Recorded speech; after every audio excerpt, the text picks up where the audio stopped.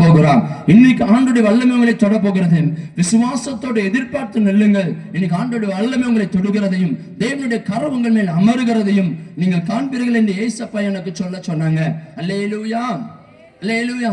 இன்னைக்கு அதே வசனத்தை மறுபடியும் நாம் வாசிக்க கேட்போம். யோவான் எழுதின சுவிசேஷம் 14வது அதிகாரம் 27வது வசனத்தை.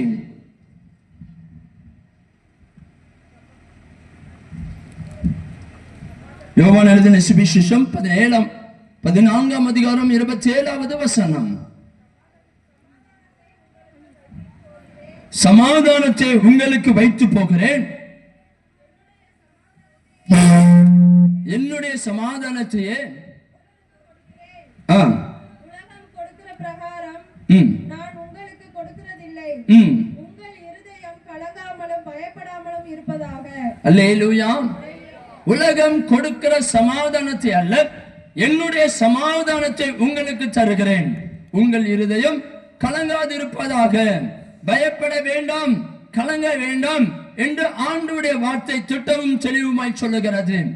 அன்பு தேவனுடைய பிள்ளைகளே, நேற்று தினத்திலே நான் சொன்னேன், இன்னைக்கு நிம்மதிக்காக மனிதர்கள் அங்க ஓடுகிறதை பார்க்க முடிகிறது.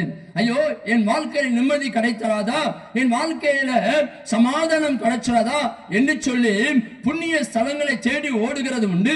பெரிய பெரிய பதவிக்காரங்களை பார்த்தால் நம் சந்தோஷமா இருக்கலாமா, சமாதானமா இருக்கலாமா என்று அவர்கள் பெரிய பெரிய மனிதர்களை தேடி போகிறதும் உண்டு. பிரபலமானவர்களை மனிதர்களை தேடி போகிறதும் உண்டு.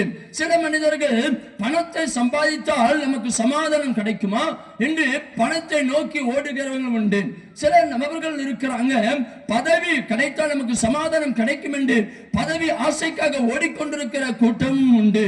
சில பேர் பாவம் செய்தால் சமாதானம் கிடைக்கும், சிற்றின்பம் செய்தால் நம்முடைய வாழ்க்கையில சமாதானம் கிடைக்கும் என்று சிற்றின்பத்தை நேராக ஓடுகிற கூட்டமும் உண்டு, பாவத்துக்கு நேராக ஓடுகிற கூட்டமும் உண்டு. ஆனாலும் அவனுடைய வாழ்க்கையில சமாதானம் இல்லை, அவன் வாழ்க்கையில் சந்தோஷம் இல்லை.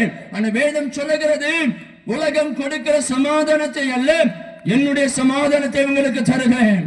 அல்லேலூயா, அல்லேலூயா, அல்லேலூயா.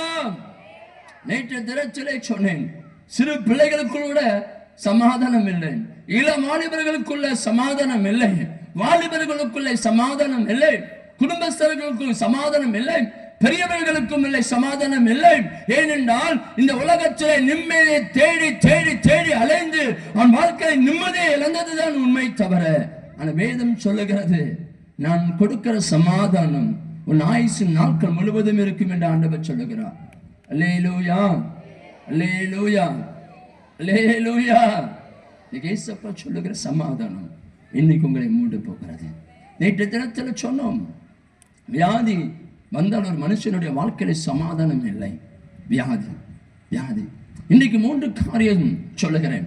முதலாவது ஒரு காரியம், ஒரு மனிதனுக்குள்ளே பாவம் வரும்பொழுது சமாதானம் இழந்து விடுகிறான். பாவம் ஒரு மனுஷனை சமாதானத்தை கெடுத்து விடும் என்று வேதம் திட்டமும் தெளிவுமாய் சொல்லுகிறது. பாவம் ஒரு மனுஷனுடைய வாழ்க்கையில சமாதானத்தை கெடுத்து விடும். சமாதானமாய் நீ வாழ வேண்டுமானால் பரிசுத்தமான வாழ்க்கை வாழ வேண்டும். அப்பொழுதுதான் உன் வாழ்க்கையில சமாதானம் இருக்கும், சமாதானம் இருக்கும். வேதாகமத்தில் சொல்லப்பட்டிருக்கிறது. ஆதியாகமம் புத்தகம் 3வது அதிகாரம் 10வது வசனம். ஆதியாகமம் புத்தகம். அல்லேலூயா. இங்கே ஆதாம் அவர்கள் சொல்லுகிறாங்க, தேவன் ஆண்டவர் மாலை நேரத்தில் ஆதாமை சந்திக்கும்படி வருகிறார். சந்திக்க வரும்பொழுது ஆண்டவராகிய கர்த்தரை பார்க்க பயந்து அவன் ஒரு மரத்துக்கு பின்னாடி ஒளிந்து கிடந்தான் என்று வேதம் சொல்லுகிறது. இப்போ தேவனுடைய சத்தத்தை கேட்டவுடனே அவனுக்குள் ஒரு பயம் வருகிறது, அவனுக்குள் பயம் வருகிறது. ஏன் பயம் வருகிறது தெரியுமா?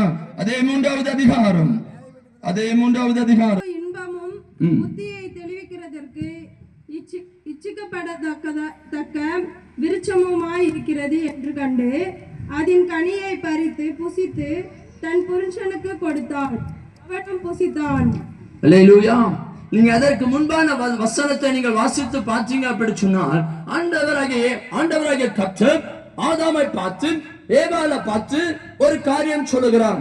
இங்கே என்ன சொல்லி ஆண்டவர் அவர்களுக்கு ஒரு கட்டளை கொடுத்திருந்தார். ஆனா நீங்க 6ஆம் வசனத்தை நீங்க வாசித்து பாத்தீங்க அப்படின்னு சொன்னா, பிசாசு ஏவாளை வஞ்சித்து அந்த பழம் புசிப்புக்கு இன்பமுமா இருக்கிறது என்று சொல்லி அவளும் சாப்பிட்டான், தன் கணவருக்கும் கொடுத்தான். இப்ப கொடுத்த உடனே தான் நிர்வாணியா இருக்கிறான் என்பதை அறிந்த பிறகு தேவனுடைய சத்தத்தை கேட்க அவனால் முடியவில்லை. ஒரே ஒரு காரியம் இதுல இருக்கிறது, தேவனுடைய சத்தத்துக்கு கீழ்ப்படியாமல் போனதினால அவன் வாழ்க்கையில ஒரு பயம் உண்டாகிறது. அல்லேலூயா. சிறு வயதுல சில நேரம் வீட்டுல என்ன பண்ணிடுவோம், பண்டத்தை எடுத்து திருடி சாப்பிட்டுருவோம். சிறு வயதுல எங்களுக்குள்ள ஒரு பயம் வரும் பாருங்க. எங்க அம்மா எங்கேயாட்டு போயிருப்பாங்க, சர்ச்சுக்கு எங்கேயாட்டு போயிருப்பாங்க, பண்டம் இருக்கிற இடத்தை பார்த்து சாப்பிட்டுட்டு நல்ல சந்தோஷம். ஆனா எங்க அம்மா வந்து பார்ப்பாங்க, பண்டம் குறைஞ்சிருக்கு, தின்பண்டம் குறைஞ்சிருக்கு அப்படின்னு பார்க்கும் பொழுது நமக்கு இருக்கும் பயம் இருக்கு தெரியுமா, ஹார்ட் பீட்லாம் அப்படி படபடன்னு அடிக்கும்.